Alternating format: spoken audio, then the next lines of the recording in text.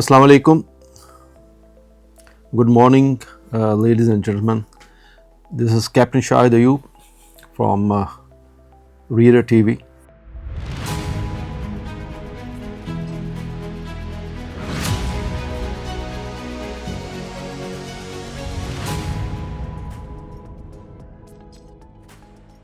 Today we'll discuss this Pakistan International Airline history, from where it started and what was the climax of this airline and why it has declined so much that now there's no name of Pakistan International in the world. It used to be the best airline in the world, and now there is no number.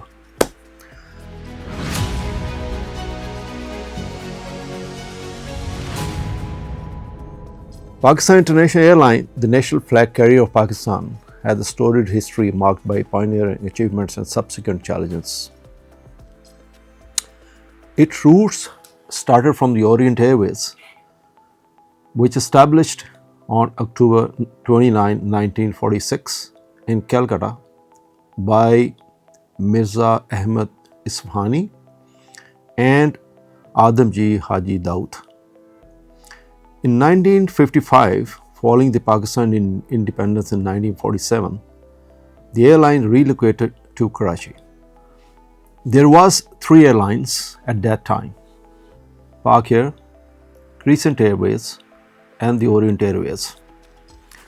All the 3 were merged into the newly formed Pakistan International Airline Corporation, which recently bought 3 aeroplanes and then PIA declared as the national flag carrier.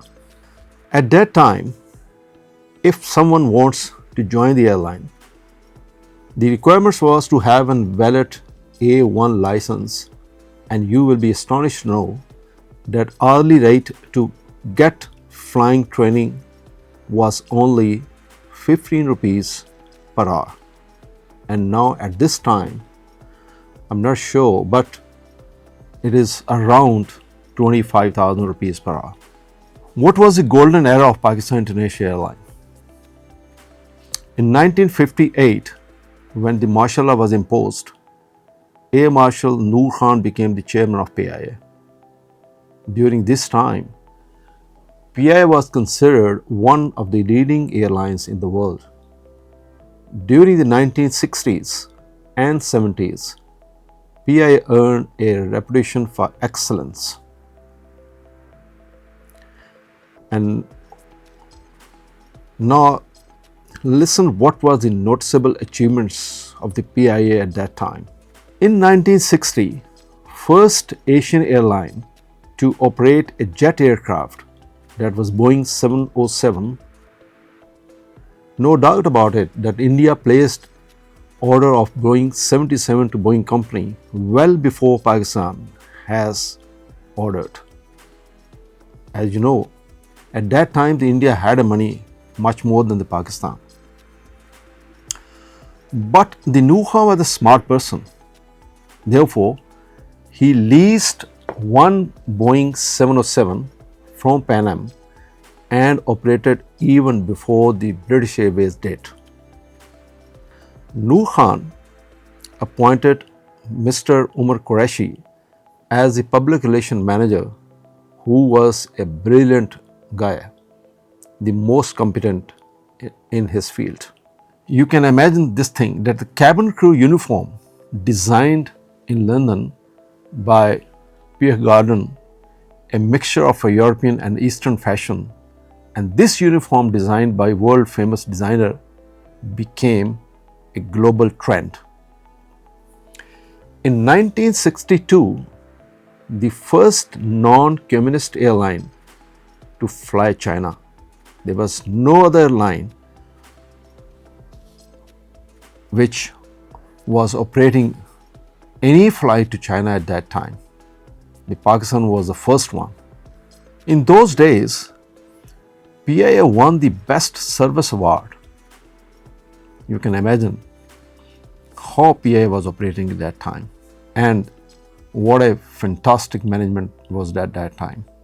In 1962, the First Lady of USA, Jacqueline Kennedy, arrives in London on PIA flight, and she thanks then operating captain, who was Captain Saleji, with a hug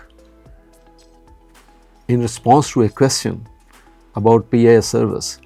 She said, which later became the slogan of PIA, "Great people to fly with." In 1974, PIA became one of the first airlines to introduce in-flight entertainment like movies in economy class. And now, if you have traveled recently in PIA, you can imagine in cabin nothing works. This period was marked by innovation, expansion, and commitment to quality service. In 1964, PIA became the first airline from a Muslim country to operate flights to Europe, America, and Far East Asia. You continue counting. There are so many achievements which PIA had at that time. And at this time, there's nothing left. In 2005, PIA set records such as longest non-stop commercial flight using a Boeing 777 from Hong Kong to London. Of course, the passengers were not on board at time because it was just to make a record that the 777 PIA board at that time, and they want to set a record that the longest flight can be done by 777. PIA has its own maintenance, engine overhauling, and ground training schools, facilities which has a great achievement at that time with such limited resources, means it has a complete aviation infrastructure. PIA used to have Super Constellation, Viscounts, helicopters, Fokker 27, DC-10, Boeing 720, Boeing 707, Boeing 747, Boeing 737, Airbus 310, Airbus 300, and lately last 20 years, Boeing 777. Of course, it is the old story now, Boeing 777. And now another achievement which PIA had, and you might have listened so many times of this, the PIA assisted in establishing airlines for other countries. In 1980, PIA helped Emirates Airline during its founding by leasing aircraft, Airbus 300 and Boeing 737, one Airbus and one Boeing 737, and provided crew training in Karachi. And here, the PIA downfall started. Of course, this one Airbus A300 and Boeing 737, PIA also gave the crew, engineers, cabin crew, maintenance and everything, along with the ground training as I mentioned earlier. Now, when you have listened to all these achievements, and as I mentioned, 1980, what are the challenges and how the decline and struggle started? In 1980 to 2020, in recent decades, PIA has faced significant hurdles. PIA tragedy started in 1990 after the Emirates Airline was formed and open sky policy was introduced by the government of Pakistan. Most of the countries at that time and still today do not allow open sky policy. Airlines of two countries can take passengers on reciprocating basis according to a set agreement, but not just unlimited. You might have listened a recent I think it is 3 years back, a conflict between Canada Air and the Saudi Airline, because they wanted to operate number of more than the required agreement, but the Canadian government did not allow that. The same is the case in so many other countries also. Nobody allows the unlimited pickup of passengers from anywhere, from all the airports in the country, which Pakistan government did at that time under the open sky policy. The government of Pakistan allowed free for all and especially for Gulf countries, and here full advantage was taken by Emirates Airlines. These Gulf airlines had unlimited resources, money, and brand new fleet. What they just did, they matched the fare with PIA, which had an aging fleet at that time, incompetent management, and open sky policy at that time. And this was the disaster for PIA. At that time, I remember when I joined PIA in 1990, we used to operate a flight from Karachi, Dubai and Nairobi, and same the route back, Nairobi, Dubai and Karachi. I remember there were 3 or 4 flights from Karachi, and all those flights were jam-packed. It was very difficult to get a seat on this route. But as soon as the Emirates Airlines started, and I don't know what happened, you can read between the lines, or you can understand what I wanted to say, because being an old PIA employee, there are so many things which cannot be said very openly.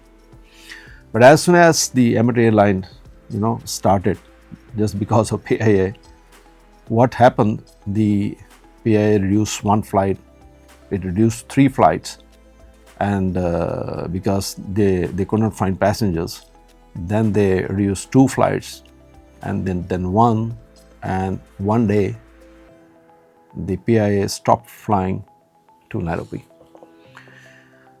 Another example case which PIA used to operate Karachi, Frankfurt and Lahore, Frankfurt, and it used to be Boeing 747 carrying 400 plus passengers on that route, and I think it was 5 flights or 5 flights in a week, and suddenly reducing to 4, then 3 to 1, then they started Airbus 310, which has a capacity of 240 passengers, and 2 flights, and then finally Frankfurt, Amsterdam, Rome, Zurich, all those stations were closed because the Emirates and the other Gulf Airline was operating, and we could not find any passenger on that route. It was all loss-making routes. These are just 2 examples, and the same thing happened on all other routes where all these Gulf Airlines were operating under the open sky policy, and they could pick up any passenger from Karachi, Lahore, Peshawar, Islamabad, Multan, Faisalabad, I don't know what. So management inefficiencies and overstaffing and political interference began impacting this performance. This was another major drawback and major setback of the PIA, the management inefficiencies and overstaffing.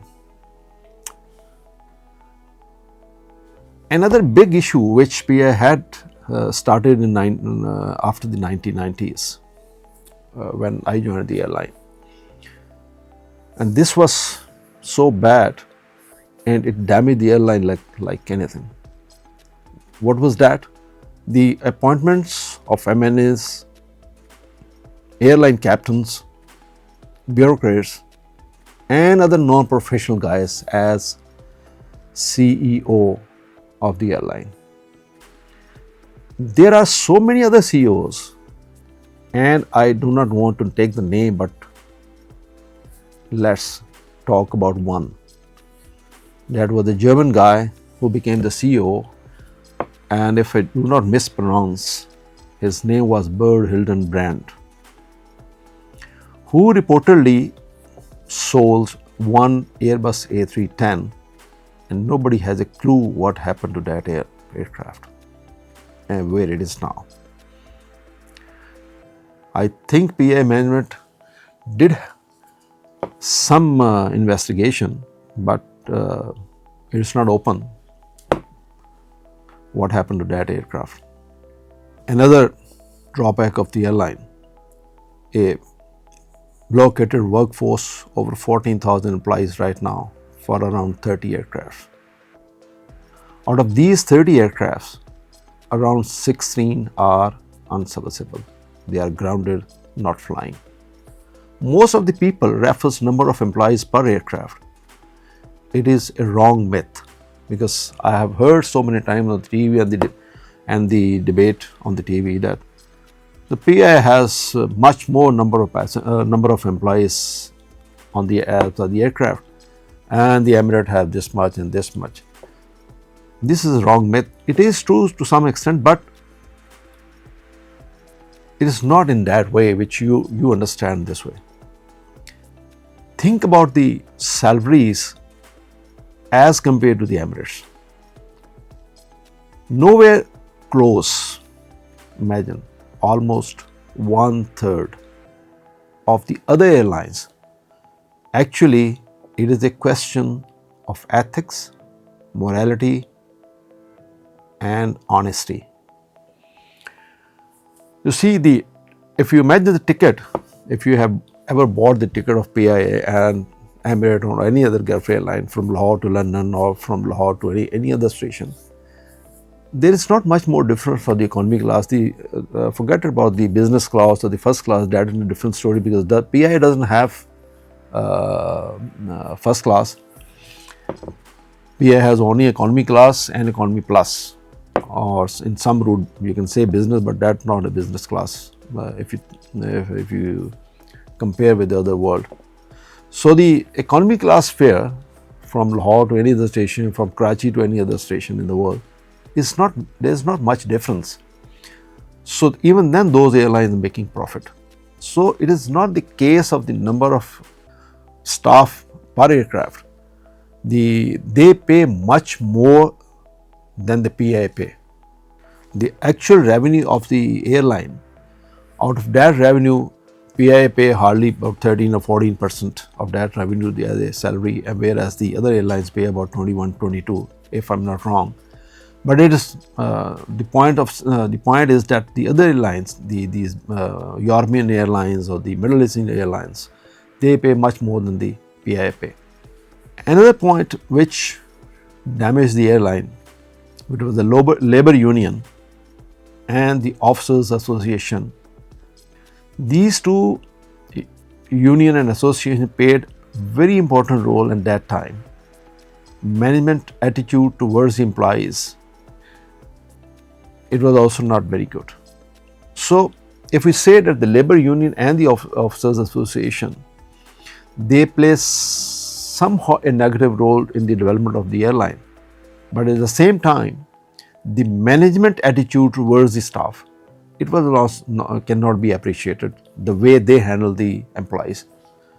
Less salaries, poor working conditions, and the duty timings, flight duty timing limitations, and the other so many things, the management was not positive towards the staff. So my point is that it is right that the employees, whether the officers, whether the lower staff, whosoever, they played all the positive role. They played some negative role, and they have some motives, the unions guys. But at the same time, the management also, why I'm emphasizing on this, that the management also did not play a positive role for the benefit of the employees. That is very true. Another negative thing which PIA had, that was the aging aircraft fleet and inconsistent customer services. Outdated system also reduced its competitive edge. There is another point which somebody think it is okay, but I think being a Muslim or in Pakistan, most of the people think that's not the case. But we have to discuss that case because as you remember that the liquor which used to be served on international flights in PIA, that was stopped. The stopping on board service of liquor, of course, I would say it is an Islamic country, but once you allow use of liquor inside the country by those non-Muslim people who have the license to use, then why not on board aircraft? An aircraft by the same non-Muslim who operated to travel by PIA. I mean, you allow those guys to have inside country, sitting on ground, but not in the aircraft, with the same people. That was strange. That was the point. So, next point is, imagine a management who could not run its own Roosevelt Hotel and other hotels located at the prime location in New York, Paris, and other places. Such incompetent management. And you might have listened the condition and how is being run this Roosevelt Hotel New York in these days. There are so many vlogs that some people have done on this issue. And everybody knows the location of the Roosevelt Hotel in New York is a very prime location and a beautiful building. You can imagine the idea and vision of those guys those who bought these hotels for the PIA, and today what we are doing with those hotels. Another point, which is financial difficulties leading to the substantial debt accumulation. These financial difficulties started, as I said, all those points which we discussed earlier. The result was what? The financial difficulties.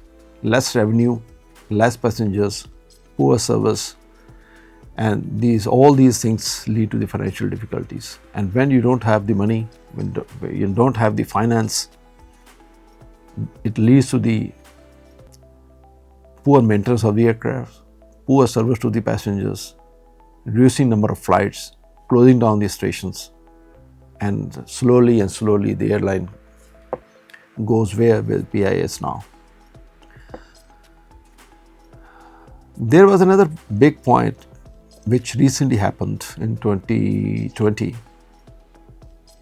That was the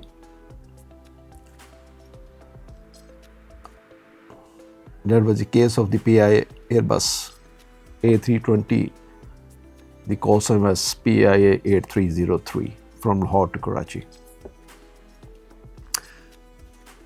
That crash in Karachi also resulted in the loss of 97 lives and led to a ban of flights to Europe due to the issue with pilot licensing and the safety standards. A then Minister of Aviation gave a stupid statement in the National Assembly. He said the 40 or 50% pilots of PIA have a fake license. And I have said so many times that I don't know who told him that the 40-50% pilots have the fake license. He doesn't know what is the meaning of fake license and cheating in the examination by very few people, very few, about 10 or 15. And that was not segregated, and he spoke in the National Assembly that most of the pilots have fake license. And this led to the ban of PIA in Europe, America. EU and UK banned PIA flights from flying into their airspace. Another thing which was did at that time, the US FAA downgraded Pakistan aviation safety rating. That was a big blow to Civil Aviation Authority at that time. The management and the operational inefficiencies impacting the airline's global standing. Today, PIA lands somewhere and its aircraft is impounded because PIA have not paid required landing, maintenance or fuel bills. You might have listened so many times that something happened in there. Malaysia or Bangkok or other airports. I don't want to mention all this. It is a great embarrassment for us as a nation, because the PIA used to be the ambassador of Pakistan. And if PIA written Pakistan International Airline, the aircraft is impounded, you mean what humiliation we can carry from there. I had one like this. Again, being as an old employee, it is very embarrassing to discuss on the media at this point of time. Cabin crew disappear in Europe countries, especially in Canada. This is another setback. Setback in the sense that it's creating a bad name not on the only PIA, but it's also for Pakistan. A flag carrier airline crew disappears in Europe, Canada. I think it is more than 13, 14 cabin crew have disappeared in Canada, especially in Canada. And what we can say, the head of software Canadian government, they are still allowing Pakistan International Airline to fly to Canada. But if you think that why they are disappearing, it's not only that if they are happy in Pakistan, if they are prosperous in Pakistan, they are making good living in Pakistan, why they should leave? There are some problems, there are some issues, and everybody knows about this. It is not, I don't want to discuss here making the vlog so long, but the point is there is very embarrassing and disappointment that the people are disappearing in Canada and other countries. Now come to the recent development. Today PIA have 32 aircraft. Average fleet age is 17 years as compared to the other Middle Eastern airlines, for example Emirates, which has 10. And what we are doing, out of these 32 aircraft, I think only 16 and 17 are grounded. And what we are doing, we are cannibalizing the aircraft. For example, we have 8 or 9 777s, and 3 or 4 have been cannibalized, and we are using parts from those aircraft to run the other aircraft. So that's what the cannibalization means. This is a very sad story. Nobody, no airline in the world do like this. So they have the parts, and as soon as the aircraft got unserviceable, they replace the part or they change the part, and they make the aircraft serviceable. But that is very, very bad scenario when you cannibalize one aircraft and take part from that aircraft to run the other aircraft. But this is a poor management, and it's all because of the financial difficulties or this financial crunch. So what the government of Pakistan is doing right now, Pakistan government launched restructuring and privatization plan for the PIA to reduce losses. Irony is that no private party is ready to give a reasonable bid to buy this airline, which at some time was the best airline in the world. A property developer offered just 10 billion against government set figure of 85 billion. So sad, so sad. So government is trying to upgrade aircraft fleet and safety training.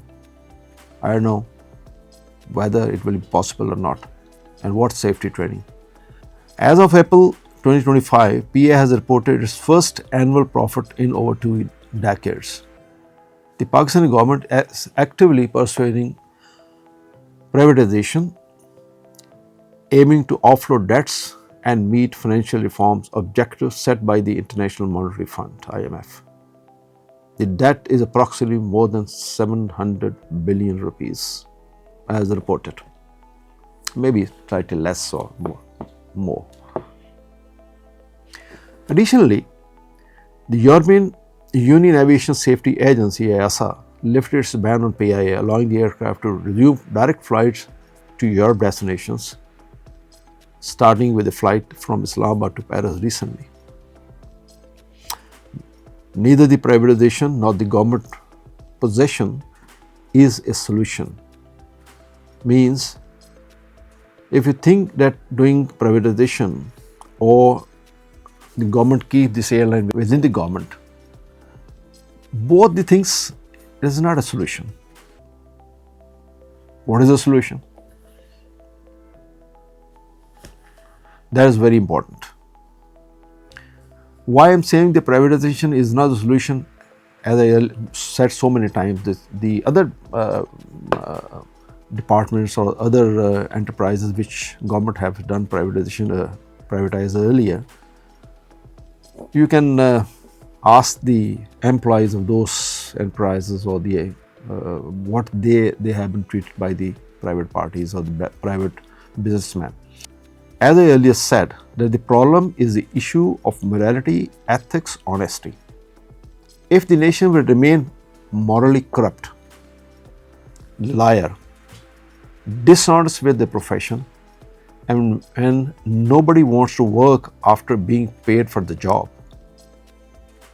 then no enterprise in our country can progress.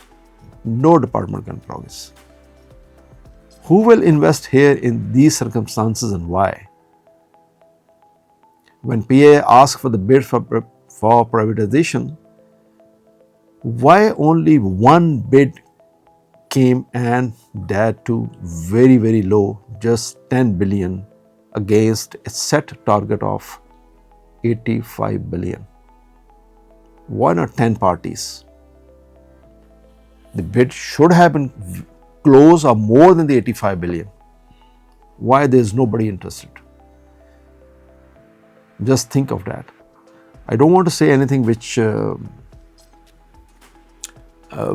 somebody might think that I am against the PIA employees or other. I'm not against anybody. But anybody who wants to take control of the PIA, he will think 100 times what sort of workforce PIA has at this time, or what sort of aircrafts and what sort of reputation or what sort of the engineering services the PIA has. There are so many other things which the private businessman thinks before taking anything into his hands. Please try to understand that we seriously need to improve moral values of the nation so that people can understand work ethics. What is that? What is halal? What is haram? How to work together without hurting each other. Listen to other people, respect the other person's opinion, and on the top of all this, justice. In addition to what I said just now, government should do the following as well, if they are really serious in rebuilding this airline. Privatize the airline if they think that they cannot handle it, or that at least the losses which they are incurring, which is huge, at least they can get rid of it. Renegotiate open sky policy. That is very, very damaging for Pakistani Airlines. Renegotiate open sky policy. I don't know whether they can do or not, but this is one point which is very important. Modernize your aged fleet. But to modernize aged fleet, a lot of financial help is required. I don't know whether that sort of financial resources the government at this point of time has or not. And the fourth point, which is very important, is government shall avoid interfering in the business. Like I said, started from 1990s, so many MNAs and the bureaucrats and the airline captains and other gentlemen, non-professional gentlemen have been appointed as CEO, and it was all government interference due to which this airline has come to this point.